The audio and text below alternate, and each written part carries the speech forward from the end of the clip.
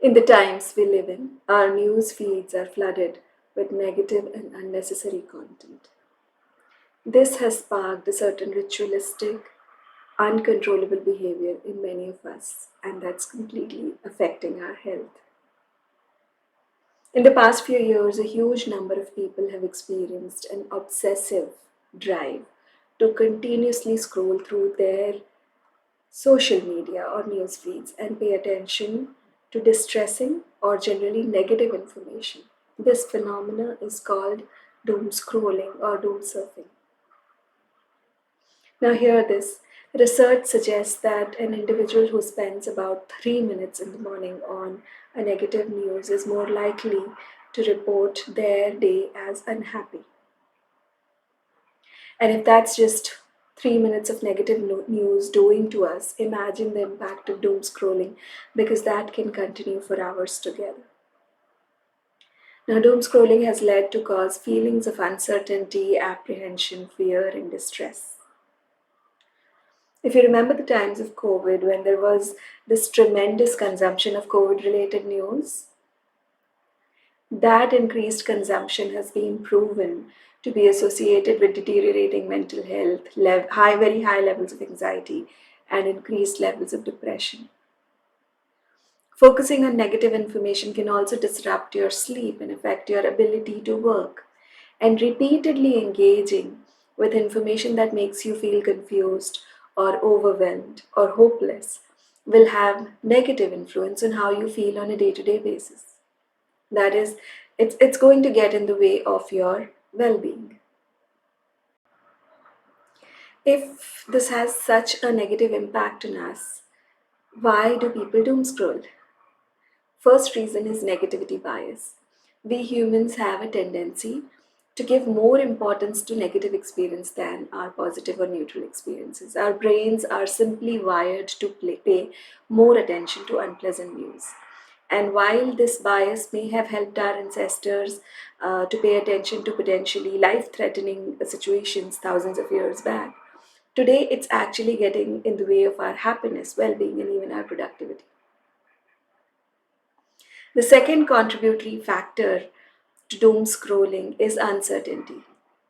In situations when you need to know about a particular topic or something which is very unclear or has multiple or conflicting perspectives, for example, something that could have an impact on you or something around you, like if there was a plane crash in your area, or if you remember the demonetization times, or when there were terror attacks in Mumbai.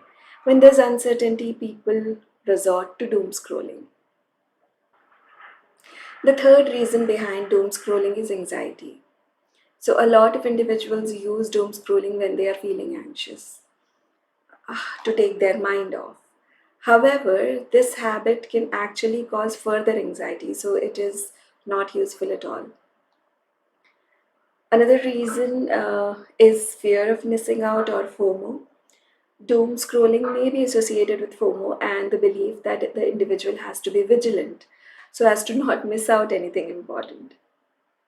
And one of the most important reasons is actually lack of self control. The lack of restraint when it comes to anything like news or social media, uh, it plays a big role in the urge to keep going back to your phone or to your screens. Now, reading a news to stay updated on current events is important, but doom scrolling is different from simply wanting to stay informed. A person who is doom scrolling often continues to engage with information even after they've learned much more than what they reasonably need to know about the topics. Now, you may say, okay, negative news is fine, but why social media? Actually, the same applies to social media. It leads to exposing our brains to over information, scrolling through needless information, giving unnecessary energy to things that aren't really important, robs you of your precious energy, makes you feel addicted, and leaves you wanting for more. Now, do you want to know what can be done to control this highly disturbing habit of doom scrolling? Working on Your holistic well being is going to take you a long way in general. So prioritize that, please. And specifically to control doom scrolling, here are 4 tips from my side. 1. Block out time for scrolling. You may be surprised to know this, but on an average, an internet user spends about 6 hours 53 minutes online per day globally, and in many countries, it's more than 10 hours daily on an average. To really take your life back in control, limit your exposure to news and social media to about 40 minutes a day. Something like 20 in the first half and 20 minutes in the second half of a day would be okay. Setting boundaries on news and social media will help strike a reasonable balance where you can stay informed without getting totally overwhelmed. Second tip is to get a hobby. People often use social media to read news websites because there's nothing else to do.